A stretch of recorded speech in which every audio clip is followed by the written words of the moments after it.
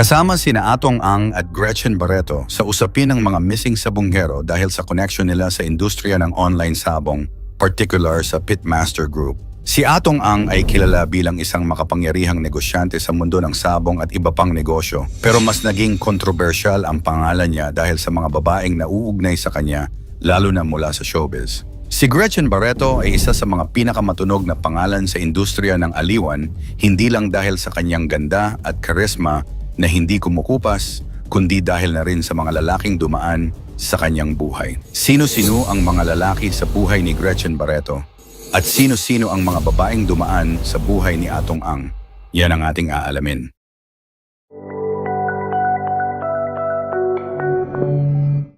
Si Gretchen Barreto ay isang kilalang Pilipinang actress, socialite at miyembro ng prominenteng Barreto family na matagal nang nasa industriya ng showbiz, kilala hindi lang sa kanyang mga pelikula at teleserye, kundi pati na rin sa mga controversial na usapin sa love life at public image.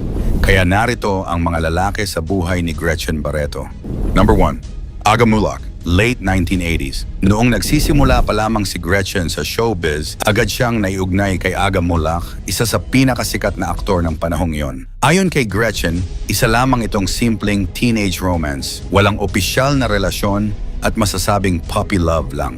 Gayunman, naging usap-usapan sila sa showbiz dahil madalas daw silang makitang magkasama sa mga events at tapings. Ang ugnayan nila ay hindi nagtagal at hindi umabot sa seryosong relasyon. Number 2, Joey Loizaga, early 1990s to early 2000s. Si Joey Loizaga, anak ng basketball legend na si Carlos Loizaga at isang PBA player, ang itinuturing na unang seryosong boyfriend ni Gretchen. Naging magkasintahan sila ng halos isang dekada at ayon sa ilang ulat, umabot pa ito sa pagiging live-in partners. Ikinuwento pa ni Gretchen sa ilang panayam na madalas siyang manood ng mga laro ni Joey habang nasa Team Ginebra ito at naging bahagi siya ng basketball scene bilang muse. Bagamat tahimik ang kanilang relasyon sa media, may ilang chismis na nagsasabing naging komplikado ito dahil sa karera ni Gretchen at issue ng selos. Bong Revilla, mid-1990s. Naging controversial ang di umano'y 4 na buwang relasyon ni na Gretchen at Bong Revilla matapos ang kanilang pagtatambal sa pelikulang Ako ang Katarungan. Sa panahong iyon, kasal na si Bong kay Lani Mercado at may 3 na silang anak, habang si Gretchen naman ay nasa relasyon pa kay Joey Loizaga. Ayon sa mga ulat, naging malapit sila sa set ng pelikula at doon nagsimula ang kanilang ugnayan. Nang matapos ito, humingi raw ng tawad si Gretchen kay Lani at tinanggap naman ito. Nanatili raw silang magkaibigan ni Bong kahit natapos ang issue, ngunit ang affair na ito ay isa sa mga tumatak na eskandalo sa kanyang buhay pag-ibig. Number 4, Tony Boy Cojuangco, mid-90s to present. Ang pinakamatagal at pinakatanyag na relasyon ni Gretchen ay kay Tony Boy Cojuangco, isang negosyante at miyembro ng prominenteng Cojuangco clan. Magka-live-in na sila simula pa noong mid-1990s at nagkaanak ng isang babae na si Dominique. Bagamat hindi sila legal na ikinasal, dahil kasal pa rin si Tony Boy sa kanyang unang asawa, itinuring nila ang isa't isa bilang tunay na partner. Sa kabila ng ilang issue at intrigang lumutang lalo na ang mga chismis ng third party, nanatili silang magkasama sa paglipas ng mga taon. Maraming beses na ring naipakitang handang ipaglaban ni Gretchen ang relasyon nila sa harap ng media at publiko. Number 5, John Estrada, 2007. Noong taong 2007, naging laman ng mga balita si Gretchen at aktor na si John Estrada matapos lumabas ang isang litrato kung saan kitang-kitang naghahalikan sila sa isang birthday party ni Rufa May Quinto. Tinawag ito ng publiko bilang kiss scandal at agad na naging viral. Aminado si John na nangyari nga ito pero iginiit niyang pareho silang lasing at wala siyang intensyong saktan ng sinuman. Pinayuhan din niya ang publiko na huwag husgahan si Gretchen dahil mabuti raw itong tao. Si Gretchen naman ay piniling manahimik sa issue lalo't nasa matagal ng relasyon siya noon kay Tony Boy Cojuangco. Agad din silang lumipad pa Amerika para sa isang medical na operasyon ni Tony Boy na siyang nagpatahimik sa issue. Number 6, Dodi Puno, year 2008. Isang taon matapos ang issue kay John, lumabas naman ang balita tungkol kay Dodi Puno, Executive Director ng DPWH Road Users Tax Board at kapatid ng mga prominenteng personalidad gaya ni na Ronaldo at Dong Puno. Ayon sa mga chismis, Ilang beses daw silang nakitang magkasama ni Gretchen sa mga salo-salo at events at sinasabing inalok pa raw niya ito ng kasal. Bagamat walang opisyal na kumpirmasyon mula sa kampo ni Gretchen, may mga usap-usapang seryoso raw si Dodi sa panliligaw at tila interesado si Gretchen dahil sa kagustuhang maranasan ang kasal. Sa huli, hindi rin natuloy ang anumang plano at nanatiling chismis lang ang lahat. Number 7. Ricky Yabut, 2008. Ilang buwan lang ang lumipas, muling naging sentro ng intriga si Gretchen matapos makita siyang kahalikan si Ricky Yabut sa isang bar sa Makati. Si Ricky ay kapatid ni Denise Yabut, ang legal na asawa ni Tony Boy Cojuangco, kaya naging mas sensitibo ang issue. Mas naging komplikado ang sitwasyon nang mapansin ng media ang tensyon sa isang birthday party ni Senator Jinggoy Estrada kung saan naroon si Sita Revilla Yabut, dating asawa ni Ricky, na umano'y lumapit kay Tony Boy habang umiiyak at nagsusumbong tungkol sa nangyari. May mga saksi raw na nagsabing may naganap na komprontasyon, ngunit sa kabila ng lahat, nanatili pa rin sina Gretchen at Tony Boy bilang magpartner.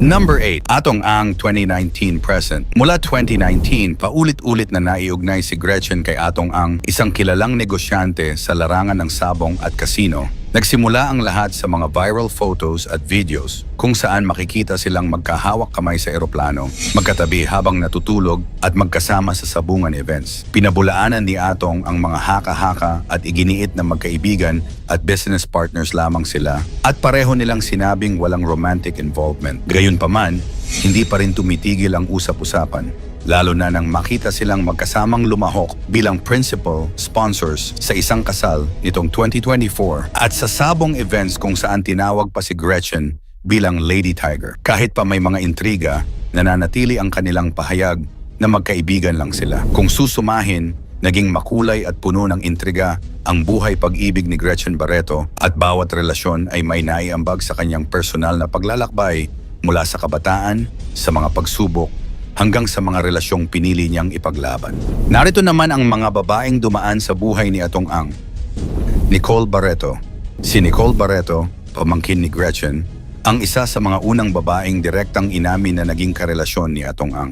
Ayon sa mga ulat, tumagal ang relasyon nila ng halos 5 taon. Malapit daw si Atong sa buong pamilya Barreto noong panahong iyon at ilang beses ding nakita sa mga pampublikong okasyon kasama si Nicole. Ngunit matapos ang burol ng ama ni na Nicole at Gretchen noong 2019, lumala ang tensyon sa pamilya nang dumating si Atong kasama si Gretchen, bagay na hindi ikinatuwa ni Nicole. Mula noon, tumanggi na si Atong na magsalita tungkol sa relasyon nila at sinabi na pareho na silang may sariling pamilya. Mariin niyang itinanggi na inagaw siya ni Gretchen mula kay Nicole at iginiit na hindi dapat matawag na girlfriend ang isang taong hindi niya talaga naging romantikong partner. Claudine Barreto, rumored undated, possibly early 2010. Walang malinaw na time frame pero lumabas sa mga revelasyon ng mismong mga Barreto na si Claudine, isa pang kapatid ni na Gretchen at tita ni Nicole, ay minsan ding naiugnay kay Atong. Ayon sa ulat, si Marichi Barreto, ina ni Nicole, ang naglapit kay Claudine kay Atong para humingi ng tulong sa personal na problema nito kay Martin Castro. May mga kumalat na chismis na may namagitan sa kanila, ngunit hindi ito direktang kinumpirma ni Claudine o ni Atong. Sa isang punto, sinabi ni Gretchen na si Nicole ang umagaw kay Atong mula kay Claudine, dagdag pa sa gusot ng pamilya. Gretchen Barreto, rumored 2019 to present, isa sa pinaka-controversial at pinag-usapang babaeng na link kay Atong ay si Gretchen Barreto. Bagamat pareho nilang maring itinanggi ang anumang romantic relationship, maraming beses silang nakita na magkasama sa biyahe, sabungan events at maging sa mga family gatherings. Noong 2019, nilinaw ni Atong sa isang panayam na magkaibigan at magkasosyo lang sila sa negosyo. Kasama raw nila sa negosyo si Tony Boy Cojuangco, longtime partner ni Gretchen, kaya malapit din daw sila sa isa't isa. Ngunit mas lumakas ang speculation nang kumalat ang litrato nilang magkahawak kamay sa eroplano and video kung saan nagpapakawala ng manok si Gretchen bilang miyembro ng Team Alpha ng Pitmaster Group. Nitong 2024, matapos silang makita na magkasamang principal sponsor sa isang kasal na siyang lalong nagpabuhay sa mga chismis. Christine Garcia, mid-2000 to possibly early 2010. Si Christine Garcia, dating showbiz personality, At anak ng actress na si Vivian Lorraine ay nagsabing siya ay nagkaroon ng anak kay Atong Ang. Ayon kay Christine, nagsimula ang kanilang relasyon noong siya ay menor de edad pa at itinago ito sa publiko sa mahabang panahon. Sa isang panayam noong 2019, isiniwalat niya na hindi kailanman sinuportahan ni Atong ang kanilang anak at hindi siya kinilala bilang bahagi ng buhay nila. Ngayon ay tahimik na ang buhay ni Christine sa Las Vegas, Nevada, kasama ang kanyang asawa at 2 anak at piniling iwanan na ang mga issue sa nakaraan. Sa kabila nito, minsan niyang binanggit na nakakahiya raw ang di umano'y relasyon ni Atong at Gretchen na lalong nagpainit sa mga speculation. Sunshine Cruz 2024 to present. Pinakabago sa listahan ay si Sunshine Cruz na ayon sa mga ulat ay kasalukuyang karelasyon ni Atong Ang. Ayon kay Sunshine, matagal na siyang niligawan ni Atong simula pa noong 2014. Ngunit tumigil ito nang siya ay pumasok sa relasyon kay Maki Matay. Pagkatapos ng kanilang hiwalayan, bumalik si Atong sa panliligaw at kahit ilang beses siyang binasted, hindi raw ito sumuko hanggang sa nauwi sa relasyon. Ngayon, madalas silang makita na magkasama sa mga sabungan events at may mga video pa na nagpapakitang naghahalikan sila sa gitna ng mga crowd. Ayon sa ilang sabongero, si Sunshine ang lucky charm ni Atong dahil tuwing kasama siya, panalo raw ang kanyang manok. Suportado raw ng pamilya ni Sunshine ang kanilang relasyon at para sa kanya, ang mahalaga ay masaya sila at totoo sa isa't isa. Sa kabila ng kanyang pagiging tahimik sa media, maraming babae ang naiugnay kay Atong Ang mula sa mga Barreto sisters at pamangkin hanggang sa dating aktres na si Christine Garcia at ngayon kay Sunshine Cruz. Karamihan sa mga relasyong ito ay binalutan ng intriga at tensyon sa pamilya.